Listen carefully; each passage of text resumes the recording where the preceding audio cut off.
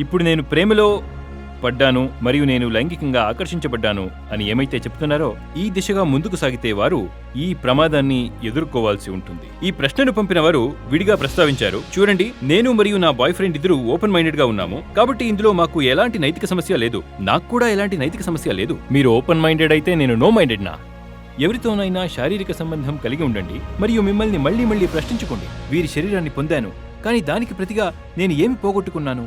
మరియు ప్రతి వ్యక్తికి ఉన్నత స్థాయిలు కూడా ఉంటాయి, ఇంకా అధమ స్థాయిలు కూడా ఉంటాయి.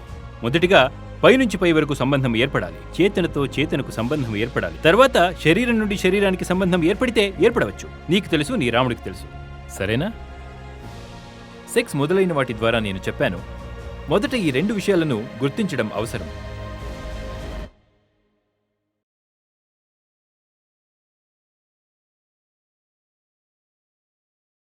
నమస్కారం సార్. సార్, ఈ ప్రశ్న ఒక గీతా విద్యార్థి యొక్క ప్రశ్న. వారు ఈ ప్రశ్నని రాసి పంపించారు, కాబట్టి నేను చెప్తున్నాను. సార్, 2 సంవత్సరాల క్రితం నా జీవితం చాలా దారుణంగా మరియు ఒత్తిడిలో నిండి ఉండేదని అని రాశారు. నా చదువు, నా కెరియర్ అన్నీ క్షీణించాయి. నేను భావోద్వేగంగా ఉండేదాన్ని. నేను డిప్రెషన్కి కూడా గురి అయ్యాను. జీవితం అనేక విధాలుగా చాలా క్లిష్టంగా ఉండేది. ఏమీ స్పష్టంగా లేదా సక్రమంగా ఉండేది కాదు. నా జీవితంలోకి ఒక అబ్బాయి వచ్చాడు. నా వరకు ఏమనిపించింది అంటే నాకోసం ఒక దేవదూతలా వచ్చాడు. అతను జీవితం గురించి నాకు చాలా విషయాలు వివరించాడు. చదువు, జీవితం, కెరియర్లో చాలా సహాయం చేశాడు. ఆయనే నాకు మార్గదర్శకుడు, నా జీవితం, నా వెలుగు, నా ఫిలాసఫర్. సార్, మీ గీతా లెక్చర్కు కూడా నన్ను పరిచయం చేశాడు. వారి వల్లే ఈరోజు మీ ముందు కూర్చోగలుగుతున్నాను. ఎవరు చేయలేని విధంగా అతను నాకు చాలా సహాయం చేశాడు. నాతో అతని ప్రవర్తన చాలా చాలా మధురంగా ఉంటుంది. మా మధ్య ప్రేమ చిగురించిందని నాకు అనిపించడం మొదలయింది. ఈరోజు నన్ను నేను శారీరకంగా ఆకర్షితురాలుగా భావిస్తున్నాను, మరియు నేను శారీరకంగా పురోగిస్తే అతను అంగీకరిస్తాడని నేను భావిస్తున్నాను. నాకు సెక్స్తో నైతిక సమస్య లేదు, మరియు ఈ అబ్బాయి కూడా ఓపెన్ మైండెడ్. మనం నేటితనానికి చెందినవాళ్ళం కాబట్టి మాకు పాత తరహా ఆలోచన విధానం లేదు. ప్రశ్న ఏమిటంటే, మా సంబంధం ఇప్పటికే చాలా అందంగా ఉంది. సెక్స్ మా అనుబంధాన్ని మరింతంగా పెంచుతుందా లేదా ఏదైనా గందరగోళానికి దారితీస్తుందా?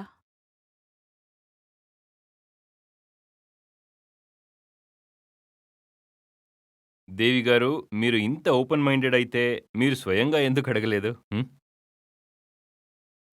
మీరు గీతా సమాగమంలో ఉన్నారు మరియు ఈ పెద్ద మనిషి కూడా ఉన్నారు అని నాకు అనిపిస్తుంది.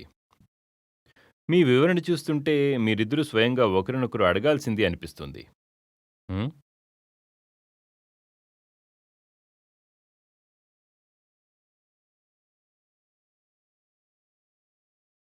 చూడండి, ఆ అబ్బాయి కోసం మంచి మరియు గొప్ప మాటలు ఉపయోగించారు. ఆ అబ్బాయి కోసం ఏమేం చెప్పారు? నా గురువు, ఇంకా నా గైడ్ లైట్ ఫిలాసఫర్. నా మార్గదర్శి, నా వెలుగు, మై ఫిలాసఫర్ నా philosopher and my love. And my love, and my love. My friend. My friend అన్నీ.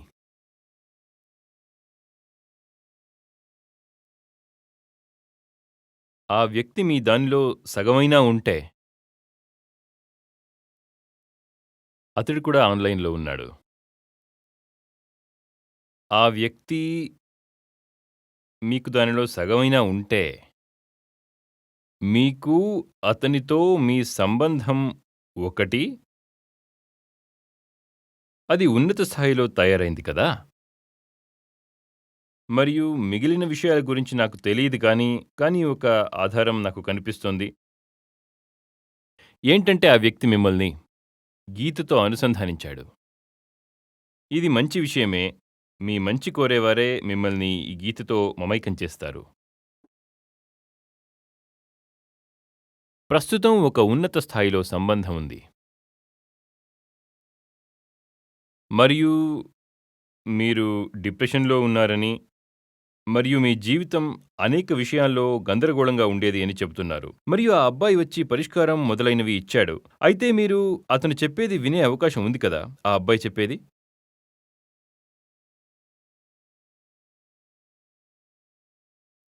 మనకంటే కనీసం కొంచెం మెరుగైన వారుగా భావించే వారి మాటలను మనం వింటాము. హ్మ్? కదా! సాధారణ వ్యక్తుల మాటలు ఎవరు వింటారు? కాబట్టి మీరు కూడా ఆ అబ్బాయి చెప్పినది వినే అవకాశముంది. ఎందుకంటే మీరు అతన్ని మీకంటే ఉన్నతమైన వ్యక్తిగా భావించారు. ఇప్పుడు మీరు అతని మాట విన్నారు మరియు ఇప్పుడు మీ పరిస్థితి మెరుగుపడింది. మీరు మీ జీవితం సక్రమ మార్గంలో ఉందని చెప్తున్నారు మరియు ఇప్పుడు గీతా సెషన్లలో కూడా మాతో ఉన్నారు. ఇంకా ఇప్పుడు మీరు శారీరక ఆకర్షణ ఉందని చెప్తున్నారు. నేరుగా చెప్పాలంటే సెక్స్ జరిగితే వచ్చే నష్టమేంటి? చెడు తనంతట తానుగా ఏమీ లేదు. కానీ నేను మీకు ఒక సాధ్యమైన ఫలితాన్ని చెబుతున్నాను. మ్మ్హ్మ్. మీరు ఈ వ్యక్తి చెప్పేది వినడం మానేస్తారు. ఎందుకంటే ఆ వ్యక్తి మీకంటే ఒక స్థాయి ఎక్కువలో ఉన్నట్లు అనిపించినప్పుడే మీరు వింటారు. సరేనా?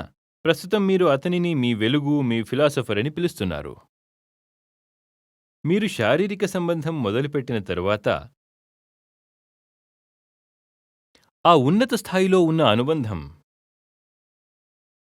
రిలేషన్‌షిప్ ఆఫ్ కాన్షియస్‌నెస్, అది తెగిపోతున్నట్లు అనిపించవచ్చు. ప్రస్తుతం మీరు ఆ వ్యక్తిని గౌరవంగా చూస్తున్నారు.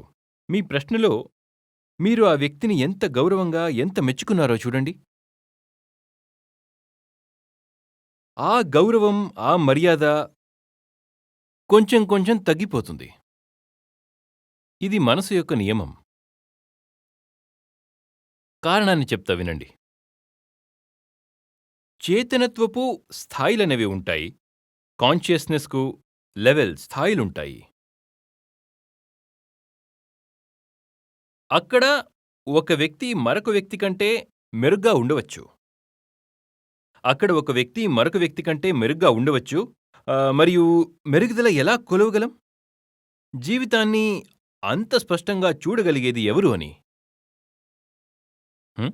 తమను తాము స్పష్టంగా ఎవరు చూడగలుగుతున్నారు అని? ఎవరు తమ పరిమితులను, తమ కట్టుబాట్లను స్పష్టంగా చూస్తున్నారు అని? ఎవరికి ఎంత ధైర్యముంది? తన స్వేచ్ఛ, స్వాతంత్ర్యం లేదా స్వతంత్రత కోసం ఎవరికి ఎంత ధైర్యం ఉందో అని దానిని బట్టి వారు చైతన్యత్వపు ఏ స్థాయిలో ఉన్నారో తెలుస్తుంది. అందువల్లనే వ్యక్తికి మధ్య చాలా తేడా ఉంటుంది. వారిలో ఉన్న చైతన్యం పట్టి ఉంటుంది. సరేనా? ఒక వ్యక్తి మరొక వ్యక్తి కంటే 1000 రెట్లు ఉన్నతంగా ఉండవచ్చు. ఇది స్పృహ విచారం అవుతుంది. మరియు ఎవరైనా మీకంటే 1000 రెట్లు ఉన్నతంగా ఉంటే అది న్యాయమైనది, మంచిదే, సరైనదే. మీరు తనకు గౌరవం ఇవ్వడం, తన ముందు తలవంచడం, మీరు తన నుండి ఏదైనా నేర్చుకుంటారు.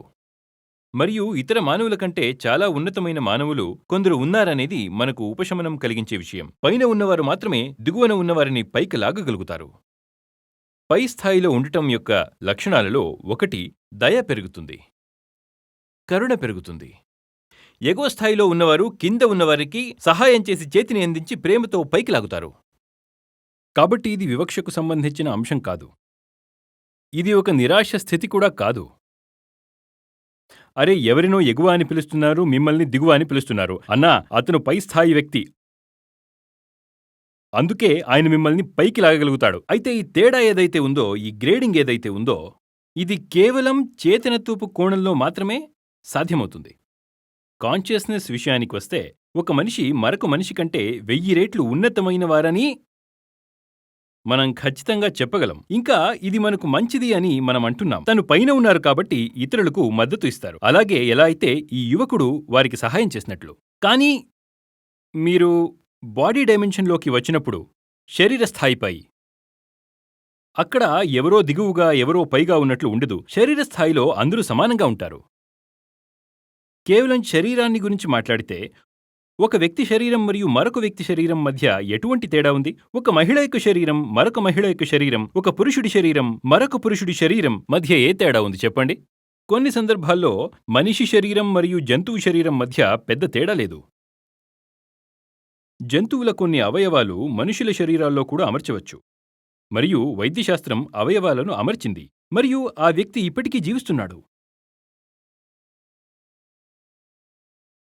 శరీరంలో పెద్ద తేడా ఉండకపోవడంతో శరీర స్థాయిలో అందరూ సుమారు ఒకే స్థాయిలో ఉంటారు. ఎవరి శరీరమైనా తేడా లేదు. ఇప్పుడు కోవిడ్ వ్యాప్తి అయ్యింది. మీరు గొప్ప మేధావి కావచ్చు. చేతన స్థాయిలో మీకు ప్రపంచం మొత్తం మీద దయ ఉండవచ్చు, కరుణ ఉండవచ్చు, ప్రేమ ఉండవచ్చు. మీరు అద్భుతమైన వ్యక్తి కావచ్చు. మరి మీ శరీరాన్ని కోవిడ్ వైరస్ ప్రభావితం చేయదా? చెప్పండి. చేస్తుంది. ఎందుకంటే ఆ తేడా ఏ స్థాయిలో ఉంది? చేతన స్థాయిలో ఉంది. మరియు కోవిడ్ వచ్చినప్పుడు మీరు ఎంత చేతన స్థాయిలో ఉన్నారనేది శరీరానికి పట్టింపు లేదు. శరీరాన్ని వైరస్ ప్రభావితం చేస్తుంది అంతే. మీకు అర్థమైందా?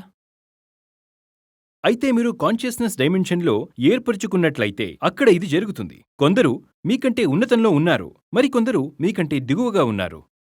మరియు మీ పైన ఉన్న వ్యక్తి నుండి మీకు మద్దతు లభిస్తుంది. ఆ మద్దతు ప్రయోజనకరంగా ఉంటుంది. ఇది అప్పుడే జరుగుతుంది మీరు కాన్షియస్నెస్ స్థాయిలో సంబంధం ఏర్పరచుకున్నప్పుడు. మరియు మీరు ఇప్పుడే అందించిన పూర్తి వివరణ ప్రకారం మీ సంబంధం కొనసాగుతుంది. మా ప్రియమైన సార్, ఆయన నాకు మార్గదర్శి, వెలుగు, ఫిలాసఫర్ మరియు స్నేహితుడు.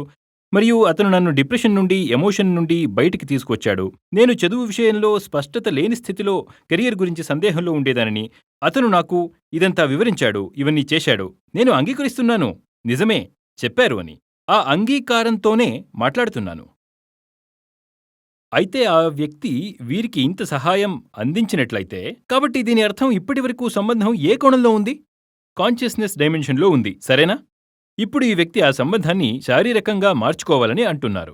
శారీరకంగా మార్చిన వెంటనే ఆ మొత్తం సంబంధం ఏ డైమెన్షన్లోకి వస్తుంది? శరీర డైమెన్షన్లోకి. మరియు శరీర డైమెన్షన్లో శరీరాలు సమానంగా ఉంటాయి. ఇతరుల శరీరం కంటే ఇంకొకరి శరీరం గొప్పదని మీరు చెప్పగలరా? ఆ శ్రేష్ఠత కూడా శరీర సంబంధమైనదే అవుతుంది. ఉదాహరణకు, ఒకరు 6 అడుగుల మేర పొడవు ఉన్నవారు కావచ్చు, మరొకరు 5.5 అడుగుల మేర పొడవు ఉన్నవారు కావచ్చు. అవును అన్నా, ఆ తేడా కూడా శారీరకమైనదే కదా.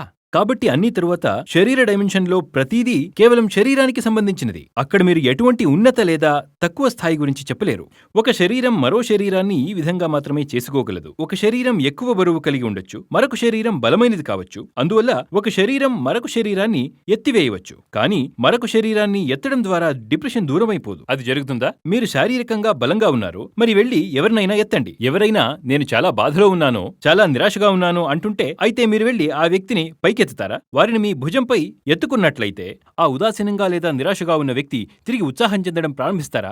చూడు, నేను నిన్ను ఎంతగానో ఉత్సాహంగా మార్చాను అని అన్నాడు. నేను పైల్వాన్, శరీరాన్ని ఎత్తుకుని పూర్తిగా ఉత్సాహంగా చేశాను. తను ఉత్సాహభరిత స్థాయికి వస్తాడా? అలా జరగదు కదా. మీరు ఒక సంబంధాన్ని శరీర స్థాయిలోకి తీసుకువచ్చినప్పుడు అప్పుడు అక్కడ ఒక పెద్ద ప్రమాదం ఏర్పడుతుంది. మీరు ఇకపై అవతలి వ్యక్తికి సహాయం చేయలేరు. ఎందుకంటే ఇప్పుడు మీరిద్దరూ సమానం. శరీరం మరియు శరీరం సమానం.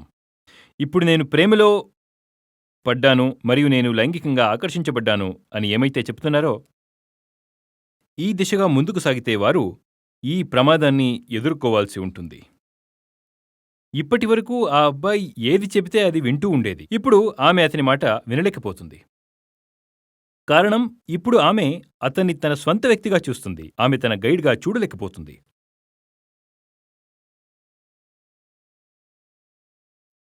ఇప్పుడు వారు సెక్స్ కోసం ఒకరిని కనుగొంటారు, కానీ వారు సలహా అందించే వ్యక్తిని పోగొట్టుకుంటారు. ఇది ఒక నష్టకరమైన ఒప్పందం కదా. ఆ వ్యక్తి మీకు చాలా అద్భుతమైన విషయాలు ఇవ్వగలిగాడు. ఇవ్వగలడా? ఇవ్వలేడా? మరియు ఇచ్చారు. నేను ఒప్పుకుంటున్నాను. ఈ మొత్తం వివరణ ఆధారంగా అది పూర్తిగా ప్రామాణికమైనది అని నేను అనుకుంటున్నాను. వారు ఇందులో ఎంత కల్తీని జోడించారో లేదా ఏదైనా మార్పు చేశారా అనేది మీకు తెలియాలి. ఆ వ్యక్తి వారికి పూర్తి సహకారం అందించారు, ఇవ్వలేదా? ముఖ్యమైన సాయమేమిటంటే, ఈరోజు ఆమె గీతా చదువుతుంది. ఆమె మనతో అనుసంధానముగా ఉన్నది. ఇతర విషయాలు కూడా ఉన్నాయి. ఆమె ఏదైతే చెప్పిందో, చదువులు, కెరియర్, అది ఇది సంబంధాలు అన్నీ తన ద్వారానే పరిష్కరించబడ్డాయి. గొప్ప మద్దతు ఇచ్చారు. అవును, ఈ మద్దతు ఏదైతే ఉందో అది పోతుంది, సెక్స్ వచ్చేస్తుంది. బాగా అర్థం చేసుకోండి, ఇది చాలా కష్టంగా మారుతుంది. ఇది ఇంట్లోనూ కుటుంబంలోనూ చూసి ఉంటారు. మీకు కూడా తెలుసు, ఆచార్యజీ మేము మీ మాట వింటాం, కానీ మా కుటుంబ సభ్యులు వినరు అని మీరు అంటున్నారు. కుటుంబ సభ్యులకు జ్ఞానాన్ని అందించడం మరియు కుటుంబ సభ్యులకు వెలుగుని అందించడం చాలా కష్టం. ఎందుకంటే వారితో శారీరక సంబంధాలు ఉన్నాయి. ప్రత్యేకించి మీ భార్యను, భర్తను, మీ ప్రేమికను లేదా మీ ప్రేమికుడిని జ్ఞానాన్ని వివరించడం చాలా కష్టంగా ఉంటుంది. ఎందుకంటే మీరు భావోద్వేగాలు మరియు శరీర యొక్క స్థాయిలో ఈ సంబంధాన్ని ఏర్పరచుకున్నారు. మీరు వారితో మానసికంగా ముడిపడవచ్చు. మీరు తెలివిగా వారితో ముడిపడితే అది కష్టం. చేయగలరు, ఇది కష్టంగా ఉంటుంది, కానీ అవును, మీరు భావోద్వేగంగా వెంటనే ముడిపడతారు. అలా వెళ్లి తన గడ్డం పట్టుకోండి లేదా ముద్దు పెట్టుకోండి. భావోద్వేగ అనుబంధం ఏర్పడింది. గొడవ జరిగింది, గొడవ ముగిసింది. చేదు ముగిసింది, తీపి దశ ప్రారంభమవుతుంది. ఇలాగే జరుగుతుంది కదా. మీ ఇంట్లో గొడవలు జరుగుతాయి. నేను స్త్రీ పురుషుల మధ్య సంబంధం గురించి మాట్లాడుతున్నాను. అది భార్యాభర్తల మధ్య అయినా, ప్రేమికుల మధ్య అయినా. కాబట్టి గొడవలు అంతం చేయడానికి మీరు ఎలాంటి వివేకం గల మాటలు మాట్లాడతారో? మీరు జ్ఞానం గురించి మాట్లాడతారు. వెళ్ళి తనను ఒడిలోకి తీసుకున్నారు. గొడవ ముగిసిపోయింది. ఇలాగే జరుగుతుంది కదా. ఏది వాస్తవమో దాని గురించి మాట్లాడండి. ఎందుకంటే వీరు అంత ఓపెన్ మైండెడ్ కాబట్టి సమాధానం కూడా కాస్త ఓపెన్ మైండెడ్గా ఉంటే వచ్చే నష్టమేంటి తమ్ముడు? ఇప్పుడు ఎవరికైనా వాదులాడుకుంటే దానిని జ్ఞానం బోధించడం ద్వారా పరిష్కరించుకోవచ్చా? ఆమె అలిగింది. ఇప్పుడు నేను ఆమెకు ఫిలాసఫీ వివరిస్తాను. ఫిలాసఫీ అయితే వినిపించరు కదా. ఐస్ క్రీం తినిపిస్తారు. ఐస్ క్రీం తినిపిస్తారు, కోపం చల్లారుతుంది. లేదా తీయగా మాట్లాడండి మరియు అలక మాయమైపోతుంది. అదే జరుగుతుంది కదా. ఎవరో మాట్లాడకుండా మౌనంగా కూర్చుని ఉన్నారనుకోండి, వెళ్ళి వారి ముందు గంతులేయండి. అప్పుడు 1-2 క్షణాల పాటు కోపంతో ఉన్నా సరే, ఆ తర్వాత వారు కూడా నవ్వడం మొదలు పెడతారు. అలా అంతా సుఖాంతమవుతుంది. ఒక్క కౌగిలితో మొత్తం గొడవంతా అంతమైపోతుంది.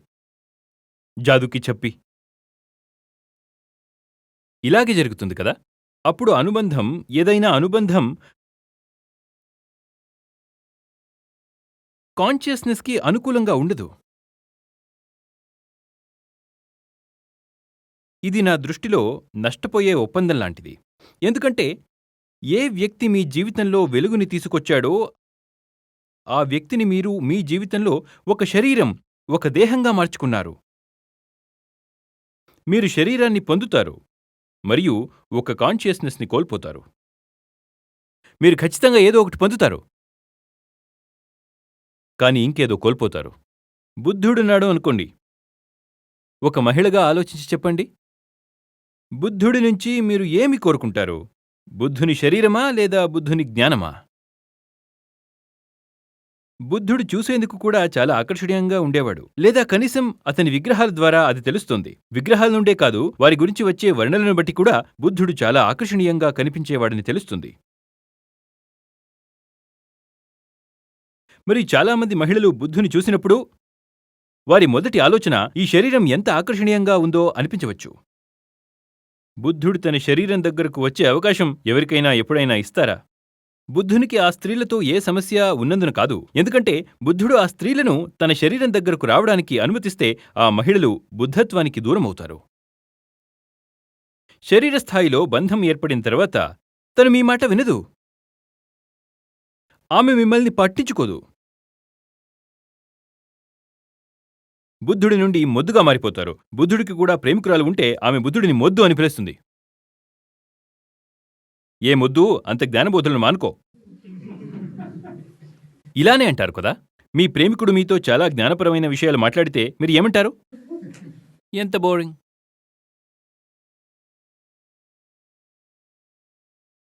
జ్ఞానాన్ని బోధించేందుకు బయలుదేరిన వారికి కూడా ఇది వర్తిస్తుంది. ఎవరికైతే జ్ఞానాన్ని ఇస్తున్నావో, చూడండి, మీరు కేవలం దేహం మాత్రమే కాదు అని చెప్పడమే ఈ జ్ఞాన పరమార్థం.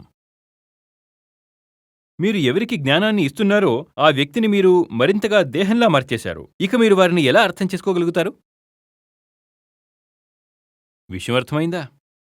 మీరు మంచి కోరుకునే వ్యక్తితో శారీరక సంబంధం ఏర్పరచకుండా చూసుకోవాలి. సంబంధం వద్దు, నిషేధించమని అనట్లేదు, ఆపండి అంటున్నాను. మీకు పూర్తిగా నమ్మకం ఏర్పడే వరకు నివారించండి అని అంటున్నాను. కన్నంలో నుండి ఏనుగు బయటపడింది, కాని తోక మాత్రమే ఇరుక్కుపోయింది. సెక్స్ అనేది ఏనుగు తోకలా ఉండాలి అని నేను అంటాను. ఏనుగు అంటే జ్ఞానం, ఏనుగు అంటే అవగాహన, ఏనుగు అంటే కాన్షియస్నెస్, చైతన్యం. అప్పుడు ఆ మొత్తం భారీ ఆకారం పూర్తిగా బయటపడిన తర్వాత, అంటే ముగిసిన తర్వాత, పూర్తయిన తర్వాత అమలు చేయబడడం, పూర్తి చేయడం అంటే కంక్లూడ్ అయిపోవాలి. తన లక్ష్యాన్ని ఎప్పుడైతే సాధిస్తారో తర్వాత చివరికి అప్పుడు తోక రావాలి. అలాగైతే సరే, ఇక ఏం ప్రమాదం లేదు, ఏనుగు బయటపడిపోయింది. ఇప్పుడు సెక్స్ వల్ల ఎలాంటి హాని లేదు. కానీ సెక్స్ అనేది ఏనుగు తొండం కాకూడదు, అది ఏనుగు తోకలా ఉండాలి. విషయం అర్థమవుతోందా? చాలా వరకు శారీరక సంబంధాలు ఏముంటాయో అందువల్లనే నరకంగా మారతాయి. ఎందుకంటే వారిలో కాన్షియస్నెస్ అనేది ఉండనే ఉండదు. అది రెండు దేహాల మధ్య జరిగే విషయం మాత్రమే అవుతుంది. అయితే జంతువులలో కూడా ఉంటుంది ఈ శరీర సంబంధం. శరీర సంబంధం అంటారు కానీ అందులో భావోద్వేగాలు కూడా ఉంటాయి కదా అని కొందరంటారు. సార్, జంతువులకు కూడా భావోద్వేగాలు ఉంటాయి, ఎందుకంటే ఎమోషన్స్ కూడా శరీరానికి సంబంధించినవి. ఈ ఎమోషన్స్ అన్ని శరీర హార్మోన్ల నుంచి పుట్టుకొస్తాయి. కాబట్టి శరీరం సంబంధం ఉన్న చోట భావోద్వేగాలు కూడా ఉండనే ఉంటాయి. హార్మోన్లు కూడా శరీరంలో ఉన్నవే కదా. విషయం అర్థమవుతుందా? రాత్రంతా మీరు ఎవరి శరీరంపై అయినా వాలండి, ఎంత సుఖమైనా అనుభవించండి లైంగికంగా. ఉదయం మేల్కొన్న వెంటనే వారితో నాహం దేహాస్మి అని అనండి. అలాంటప్పుడు ఆ వ్యక్తి మీ మాట ఎందుకు వింటాడు? ఎంత గొప్ప వంచన! మీరు రాత్రంతా మీ భార్యను తాకారు, మరియు ఉదయానికి పూర్తిగా జ్ఞానిలా మునిలా మారిపోయారు. ఇంకా ఓ దేహమా, ఇది కేవలం ఓ ఆవరణం, ఇది అబద్ధం మాత్రమే అంటారు. వారు మీ ముఖాన్ని తేరిపారా చూసి, శరీరం తప్ప మరేమీ లేదని చెప్పిన ఈ జంతువు ఇప్పుడు 4 గంటల పాటు జ్ఞానబోధి చేస్తున్నాడని ఆమె అంటుంది. ఈయనిప్పుడు పెద్ద జ్ఞాని అయిపోయాడు. తరువాత చెప్తారు, సార్, మేము మీ నుండి గీతను పూర్తిగా అర్థం చేసుకున్నాము అని.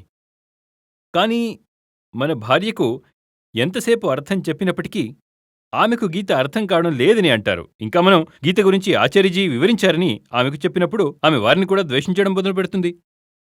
ఎందుకంటే ఆమె మరోవైపున్న మీ జంతుముఖాన్ని చూసింది కదా. మరి గతంలో చూసినట్లయితే ఇంకా ఏదో ఒక విషయంగా ఉండేది.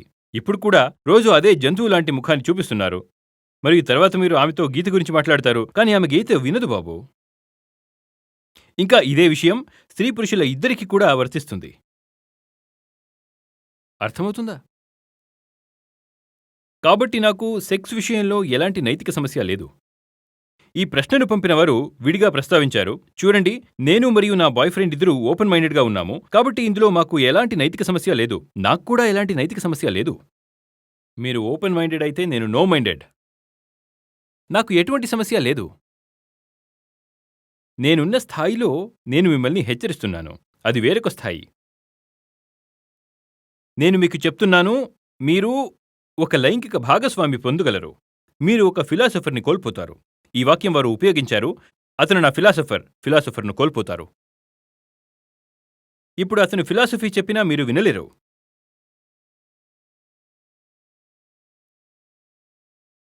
ఇది నష్టపోయే ఒప్పందం. కాబట్టి మీరు సెలిబసీ అంటున్నారా? మరి సెక్స్ అసలు చేయకూడదంటున్నారా? నేనేం చెప్పాను? ఏనుగు తోక అని కదా.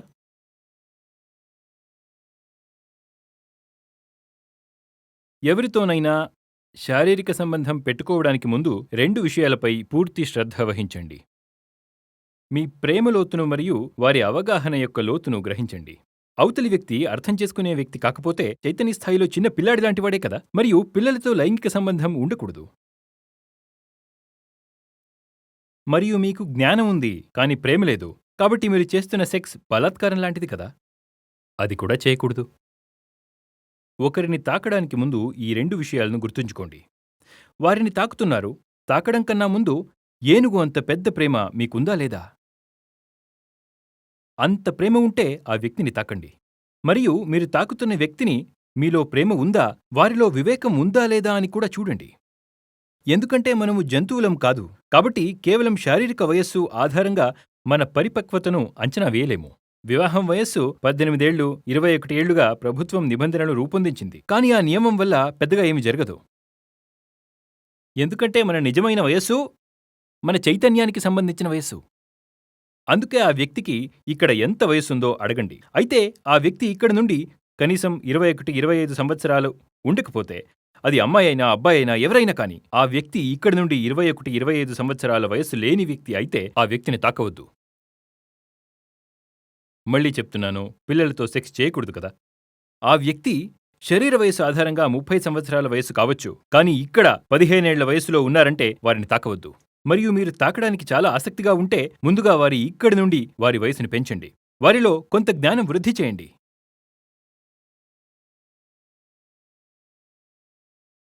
ఈ విషయం అర్థమవుతుంది కదా. ఇది చాలా జరుగుతుంది.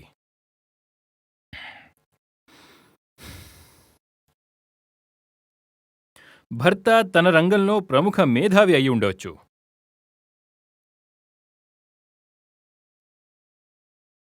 అతడు ప్రొఫెసర్ లేదా సైంటిస్ట్ ఏదైనా పని చేస్తుండవచ్చు. భార్య తన సొంత రంగంలో ప్రముఖ కళాకారిణి కావచ్చు. పెయింటర్, రచయిత కావచ్చు ఏదైనా. వీళ్ళిద్దరూ తమ రంగాల్లో ఎక్కువ కావచ్చు. కానీ వీరిద్దరి సంబంధం చాలా తక్కువ స్థాయిలో ఉంటుంది. ఇదెలా జరిగింది? ఇదెలా జరిగింది? ఎందుకంటే సంబంధం శరీరానిది. వారు తమ రంగంలో ఉన్నతంగా ఉండవచ్చు, కానీ ఒకరికొకరు వారు కేవలం ఆ శరీరం మాత్రమే. మరి ఒకరికి ఒకరు శరీరమైతే అప్పుడు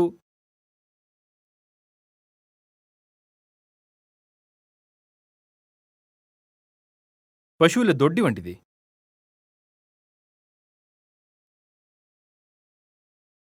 తమ ఆఫీసులో వారు ఎలా ఉన్నారు? సాధికారికంగా మరియు సంస్కారంగా. తన స్టూడియోలో ఉంటారు. ఆమె ఎలా ఉంది? పాలిష్ చేయబడిన, శీలవంతమైన, సూక్ష్మమైన. ముఖాముఖిన ఒకరికొకరు ఎలా ఉంటారు? జంతువులు, కోడిపుంజు మరియు కోడిపెట్ట. ఎప్పుడూ కొక్కరకో అనడమే. ఎదురుపడినా లేదా ముందు కనిపించినా ఈకలు ఎలాగైతే మీరు కోడిపంద్యాల్లో చూసినట్లుగా అందులో ఈకలు ఎగురుతూ ఉంటాయి. ఒక తేడా ఏమిటంటే ఇక్కడ వారు ఒకరినొకరు చక్కని యాసలో తిట్టుకుంటారు. ఆధునాతనమైన వారు కదా. శరీర సంబంధం ఎవరితో అయితే మిమ్మల్ని మీరు మళ్ళీ మళ్ళీ అడగండి. వీరి శరీరాన్ని పొందాను, కానీ దానికి ప్రతిగా నేను ఏమి పోగొట్టుకున్నాను? ఇది చాలా ముఖ్యమైన ప్రశ్న. ఖచ్చితంగా ప్రశ్నించండి. వీరి శరీరాన్ని పొందాను, కానీ దానికి ప్రతిగా నేను ఏమి పోగొట్టుకున్నాను? ఆ వ్యక్తి అనేక విషయాలు కావచ్చు. తీసుకురావడానికి అవకాశముంది. మీ జీవితంలోకి తీసుకురాగల సామర్థ్యాన్ని కలిగి ఉంటారు. ఇప్పుడు ఆ వ్యక్తి మీకు కేవలం ఒక శరీరం అయిపోయాడు అంతే.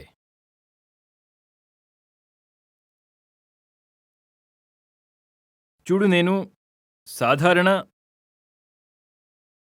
నైతిక విషయాలు మాట్లాడడం లేదు బాబాలాగా. చిచి చెడ్డ విషయం, చీచి చెడ్డ విషయం, సెక్స్ అనేది చెడు విషయం మాట్లాడకండి. లేక నేను ఈ విషయం కూడా చెప్పలేదు. నువ్వు వివాహితుడివా లేక వివాహితుడివి కాదా? మరియు దీని గురించి మీ తల్లిదండ్రులు ఏమంటున్నారు? నేను దాని గురించి కూడా అడగడం లేదు. నేను ఇంకేదో చెబుతున్నాను మరియు మీరు అర్థం చేసుకున్నారని నేను ఆశిస్తున్నాను.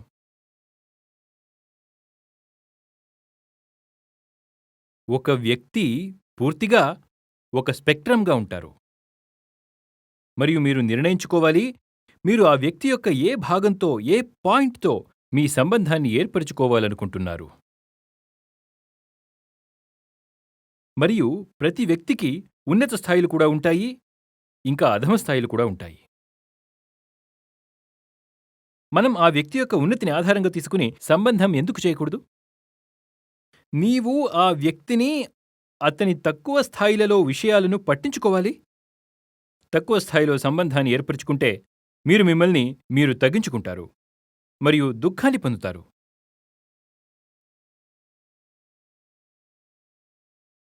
నేను సెక్స్ని చెడు అని చెప్పడం లేదు, సెక్స్ను నిషేధించడం లేదు. అన్నీ మాటలు అని అనిపించడం లేదు కదా?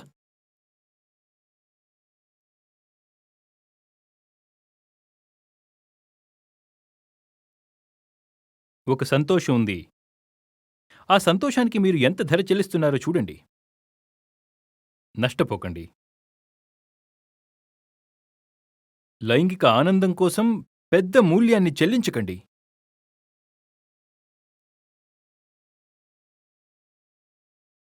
Losing a friend and a philosopher for a sexual partner is a bad deal.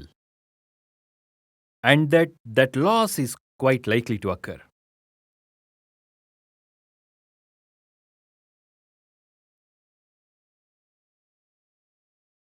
హ్మ్?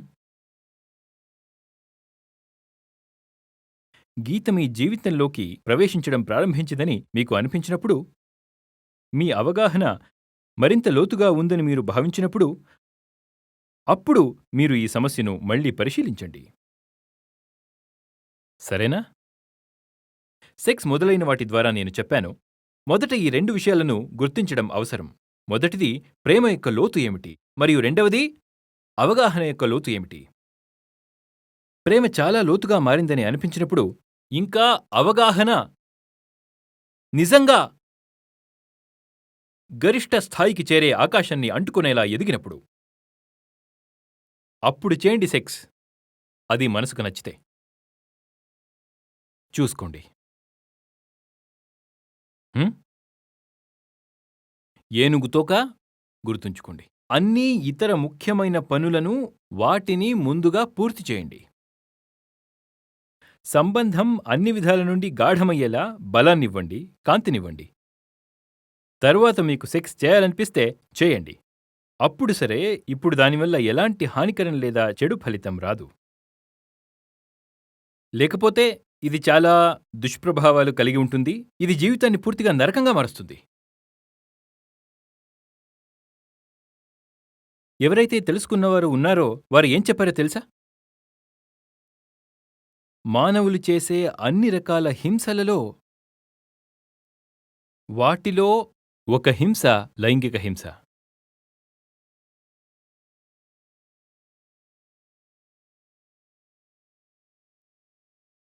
ఇతరులపై ఎన్ని రకాల హింసను చేయవచ్చో, తరచుగా ఆ హింసలో సెక్స్ కూడా ఉంటుంది. సెక్స్ తరచుగా ఒక భాగమైపోతుంది. ప్రేమ లేకుండా, అవగాహన లేకుండా సెక్స్ చేస్తే అది హింసకు ఒక రూపమవుతుంది. ఎందుకంటే అప్పుడు మీరు వేరొకరి శరీరం నుండి ఆనందాన్ని పొందాలనుకుంటున్నారు. అందులో హింస చేస్తావు కదా? చూడండి, మనుషులు బట్టలు ధరిస్తారు. కొన్ని విషయాలు అర్థం చేసుకోండి. మొహానికి గుడ్డ అడ్డు పెట్టుకోం కదా? మిగతా శరీరం భాగాలపై వేసుకుంటాం. మిగతా శరీరం భాగం జంతువు లాంటిది. కాబట్టి బట్టలు ధరించడం ద్వారా మనం పూర్తిగా అర్థం చేసుకోవడానికి, చూసేవారికి ముఖ్యమైన సందేశాన్ని అందజేస్తుంది. ఇది ఒక సంకేతం. ఇది ఒక చిహ్నం. ఏమిటి? నా జంతువుతో సంబంధం పెట్టకండి. ఇక్కడ నుండి సంబంధం పెట్టుకోండి. ఇది నా చైతన్యానికి నిలయం. మొహాన్ని పూర్తిగా కప్పుకుని మిగిలిన శరీరాన్ని వదిలేసి నగ్నంగా ఉన్న వ్యక్తిని మీరు ఎప్పుడైనా చూశారా? అలాగ దొరకదు కదా? మన శరీరంలోని మిగిలిన భాగాలను ఎందుకు కప్పుకుంటాం, దీన్ని ఎందుకు కప్పి ఉండం అని ఎప్పుడైనా ఆలోచించారా? మనం కప్పుకోవడం ద్వారా చెప్తున్నాం, ఇది మీరు చూడవలసిన విషయం కాదు, ఇందులో అలాంటిదేమీ లేదు, దీన్ని వదిలేయండి. కాని ఎవ్వరూ కళ్లను కప్పిపెట్టేలా చూడలేదు కదా? ఇది మనం ఇస్తున్న సంకేతం. నాలోని ఈ భాగం ముఖ్యమైనదని మనం చెప్తున్నాం. నాలోని ఈ భాగం. మీరు నాలోని ఈ భాగాన్ని ఇక్కడ చూడండి. నా కళ్ళలోకి కళ్ళు పెట్టి చూడు. ఇద్దరు వ్యక్తులు మాట్లాడుకుంటున్నారు. మీరు ఎవరితోనైనా మాట్లాడతారు. మీరు వారి మోకాళ్ళని చూసి మాట్లాడతారా? కొంతమంది అసభ్యమైన వారు ఉంటారు. వారు అమ్మాయిలతో మాట్లాడేటప్పుడు వారి ఛాతిని చూస్తూ మాట్లాడతారు.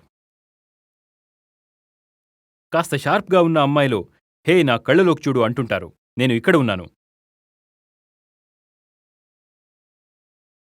ఈ విషయం అర్థమవుతోందా? ఇది ఏ విషయాన్ని సూచిస్తుంది? సంబంధం ఇక్కడ నుండి ఇక్కడకు ఉండాలి. ఉన్నత స్థాయి నుండి ఉన్నత స్థాయితో. రండి, కళ్ళలో కళ్ళు పెట్టి మాట్లాడుకుందాం. మీరు వారి జననాంగాలను చూడాలని కాదు, వాళ్ళు మీ జననాంగాలను చూస్తున్నారు. ఇద్దరూ ఇలా మాట్లాడుకుంటున్నారు. ఇది మాట్లాడే విధానమా?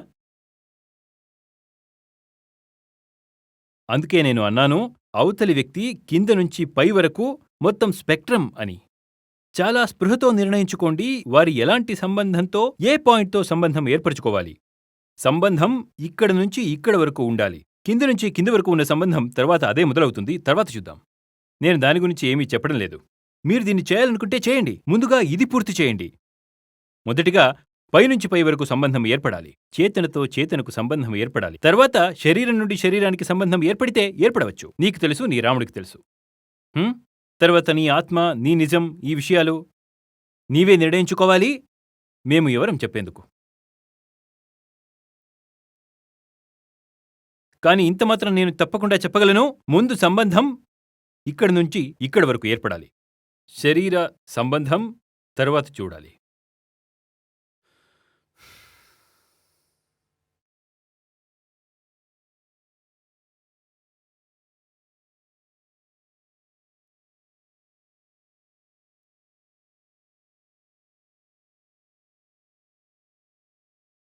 చెప్పండి. ధన్యవాదాలు ఆచార్య గారు.